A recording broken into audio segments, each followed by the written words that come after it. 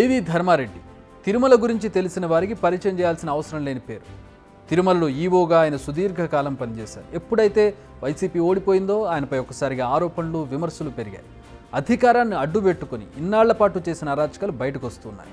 ఇప్పుడు అదే జరుగుతున్నట్టుగా అనిపిస్తోంది పరిస్థితులను చూస్తుంటే. 34/2023 సార్ లోక్ అదాలతులు పెట్టి, అంటే ఇద్దరు ఉద్యోగస్తుల మధ్య టీటీడీకి ఒక ధార్మిక సంస్థకు ఒక ప్రభుత్వ ఉద్యోగి చేసిన తప్పుకు లోక్ అదాలతులు పెట్టి ఆ కేసు కొట్టివేయడం జరిగింది అధ్యక్ష.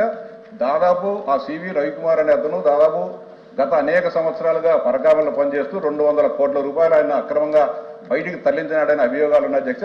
దానిపైన రికవరీ చేయకోకుండా కేవలం $9 నోట్లను $9 రికవరీ చేసేసి ఆయనకు సంబంధించిన ఆయన అక్రమంగా సంపాదించిన దాదాపు 100 కోట్ల ఆస్తులను అప్పుడు ఈవో ధర్మారెడ్డి గారు, కరుణాకర్ రెడ్డి గారు, అంతేవిధంగా ఎస్పీ గారు, ఈ కేసును పర్యవేక్షించిన జగన్మోహన్ రెడ్డి సర్కిల్ ఇన్స్పెక్టర్ గారు దాదాపు 100 కోట్ల రూపాయలను వీళ్ళు బలవంతంగా అదంతా దౌర్జన్యంగా రాయించుకోవడం జరిగింది అధ్యక్ష.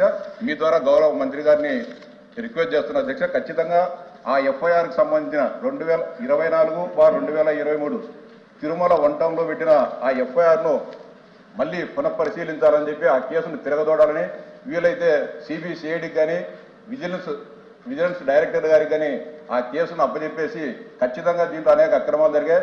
ఆ సివి రవికుమార్ను మళ్ళీ విచారిస్తే అతనికి సంబంధించిన దాదాపు 100 కోట్ల ఆస్తులు ఎవరెవరు రాయించుకున్నారు, ఎక్కడెక్కడ ఉండే ఆస్తులు రాయించుకున్నారు అనేది స్పష్టంగా బయటపడుతుందని చెప్పి మీ ద్వారా మంత్రి గారికి రిక్వెస్ట్ చేస్తున్నాను.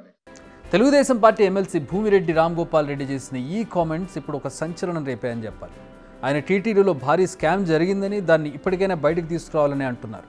పరకామణిలో పనిచేసే రవికుమార్ అనే వ్యక్తి 200 కోట్ల రూపాయలు కాజేశాడని ఆరోపిస్తున్నాడు ఆయన. అంతేకాదు దీనికి అప్పటి ఈవో ధర్మారెడ్డి, అప్పటి చైర్మన్ భూమన కరుణాకర్ రెడ్డి సహకరించారంటూ ఆరోపిస్తున్నారు. దీనిపై వెంటనే విచారణ జరపాలని దేవాదాయ శాఖ మంత్రికి భూమిరెడ్డి రామ్గోపాల్ రెడ్డి లేఖ రాశారు. సిఐడితో విచారణ జరిపించాలని కోరుతున్నారు ఆయన.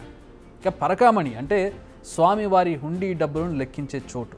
స్వామివారి హుండీ ఆదాయం రోజు కోట్లలో ఉంటుంది. ఒక్కొక్క రోజు ఒక్కొక్క లెక్క కనపడుతూ ఉంటుంది అక్కడ. వాటిని లెక్క పెడుతూ ఉంటారు. అక్కడికి చాలామంది వెళుతూ ఉంటారు. ఆ పరకామణిలో చాలా కట్టుదిట్టమైన భద్రతలో వాటిని లెక్క పెడుతూ ఉంటారు. ఆ ప్రాంతాన్ని పరకామణి అంటారు. ఇందులోనే రవికుమార్ అనే వ్యక్తి పనిచేసేవాడు. సెక్యూరిటీ చెక్లో తాను కాజేసిన డబ్బు దొరకకుండా శరీరంలో చిప్ అమర్చుకున్నట్టుగా తెలుస్తోంది. అయితే గతేడాది ఏప్రిల్ 29 రెడ్ హ్యాండెడ్గా పట్టుబడ్డాడు. స్వామివారి డబ్బును దోచేసిన వ్యక్తిపై కఠిన చర్యలు తీసుకోకుండా అప్పటి టీటీడీ ఈవో ధర్మారెడ్డి, చైర్మన్ భూమన అతనికి బెయిల్ ఇప్పించారు.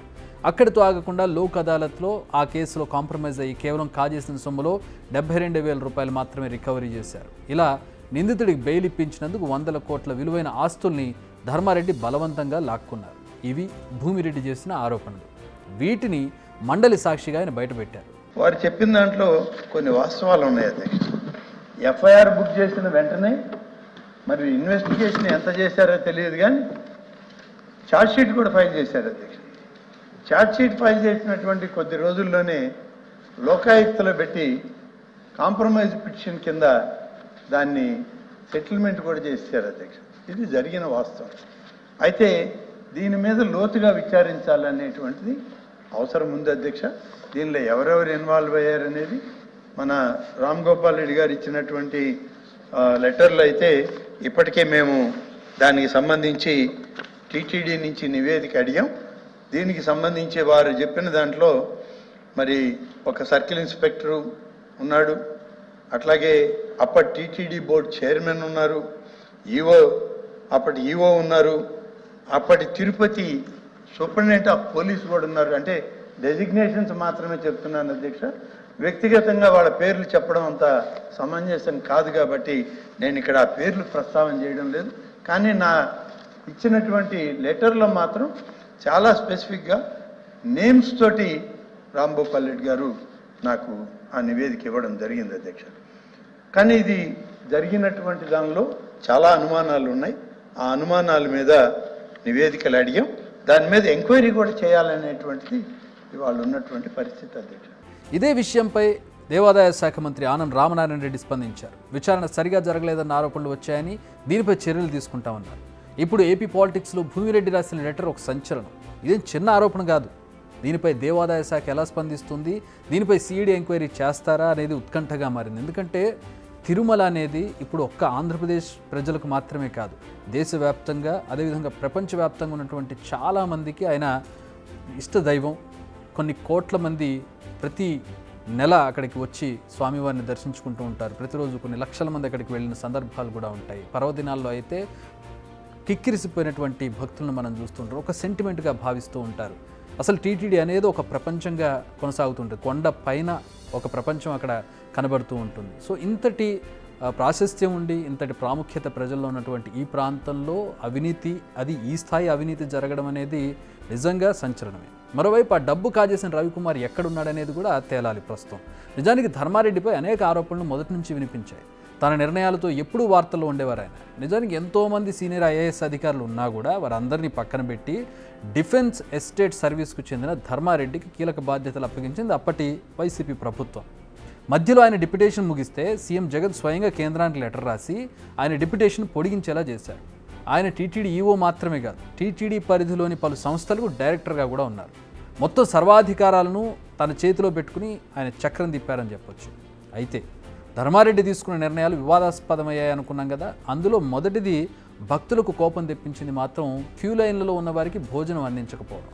తిరుమలకు వచ్చిన భక్తులు దర్శనం కోసం ఇబ్బందులు పడిన సందర్భాలు ఉన్నాయి, కానీ భోజనానికి ఇబ్బందులు పడిన సీన్స్ మాత్రం ఎప్పుడూ లేవు. కానీ గత 5 ఏళ్లలో ఆ సీన్స్ కూడా కనిపించాయి. ఖర్చులు తగ్గించే పనిలో భాగంగానే ఈ దారుణ నిర్ణయం తీసుకున్నారు. అంతేకాదు, ఎవరైనా విమర్శలు చేస్తే వారిపై కేసులు పెట్టడం, ఉద్యోగ కార్మికుల విషయంలో కఠినంగా వ్యవహరించడం, ఉద్యోగ సంఘాల నేతలను సస్పెండ్ చేసే వరకు వెళ్ళడం, ఇలా అనేక విమర్శలు ఉన్నాయి ఆయనపై. కానీ అధికార పార్టీకి కావాల్సిన మనిషి అని చెప్పి ఎవరూ నోరెత్తకుండా ఉండేవారు. ఆయన అధికారం కూడా కంటిన్యూ అయ్యేది. ఇక బ్రేక్ దర్శనాల టికెట్ల జారీలో అవకతవకలు కావచ్చు, విరాళాలను మళ్లించడం, స్వామివారి ప్రసాదాల క్వాలిటీ తగ్గించడం, టీటీడీని అడ్డం పెట్టుకుని వైసీపీకి విరాళాలు సేకరించడం, బడ్జెట్తో సంబంధం లేకుండా కాంట్రాక్ట్లు ఇవ్వడం, శ్రీవాణి టికెట్లలోనూ అక్రమాలకు పాల్పడడం, లేటెస్ట్గా పరకామణి ఉద్యోగిని అడ్డం పెట్టుకుని కోట్లు వెనకేశారన్న ఆరోపణలు, ఇలా అనేక ఆరోపణలు ఎదుర్కొంటున్నారు ధర్మారెడ్డి. నిజానికి ధర్మారెడ్డి వ్యవహారాలపై పూర్తి స్థాయిలో విజిలెన్స్ విచారణకు ఆదేశించింది ఏపీ ప్రభుత్వం. ఇంతలో మరో సంచలన విషయం వెలుగులోకి వచ్చింది. మరి దీనిపై ప్రభుత్వం ఎలాంటి నిర్ణయం తీసుకుంటుందో చూడాలి. బిగ్ టీవీ అవుట్లుక్ కథనాలు నచ్చితే వెంటనే బిగ్ టీవీ ఛానల్ ను సబ్స్క్రైబ్ చేయండి.